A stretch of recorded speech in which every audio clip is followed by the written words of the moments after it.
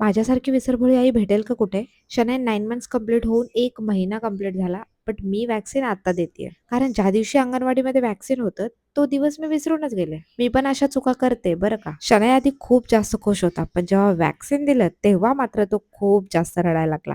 आणि नेमके 4-4 इंजेक्शन होते. 2 हातावर, 2 पायावर. पाहून मलाच रडू आलं होतं. आणि तो तर रडायचा थांबतच नव्हता. कसंबसं त्याला शांत केलं आणि घरी घेऊन आले. घरी आल्यानंतर थोडा वेळ खेळला आणि पुन्हा रडायला लागला. त्याची चिडचिड चालूच होती. लकीली दादा घरी होता, त्याच्यामुळे त्याच्यासोबत तरी खेळत होता. अशा वेळी ना बाळ खूप लो फील करत असतं, त्यामुळे त्याच्यासाठी सगळ्यात इम्पॉर्टंट असतं ते म्हणजे मम्माचं कडल, हग आणि खूप सारं प्रेम. अशा वेळी बाळाला तुम्ही जितकं जास्त स्वतःजवळ ठेवाल ना, तितकं ते खुश राहतात. त्यानंतर मी त्याला थोड्या वेळाने पॅरासिटामॉल दिलं, जेणेकरून पेन कमी होईल. ताप तर काही त्याला आला नव्हता. औषध पिल्यानंतर त्याला गोंगी आली आणि तो झोपून गेला. उठल्यानंतर पुन्हा चिडचिड. कदाचित त्याचे पाय आता दोन्ही दुखत असतील, त्यामुळे तो चिडचिड करत होता. बर्फाने शेकण्याचा प्रयत्न केला, बट तो शेकूच देत नव्हता. मग काय कसंबसं शांत केलं आणि पुन्हा झोपी गेला. झोपेतून उठल्यानंतर मी त्याच्यासाठी खाऊ बनवला. त्याचा फेव्हरेट स्क्रम्बल्ड एग.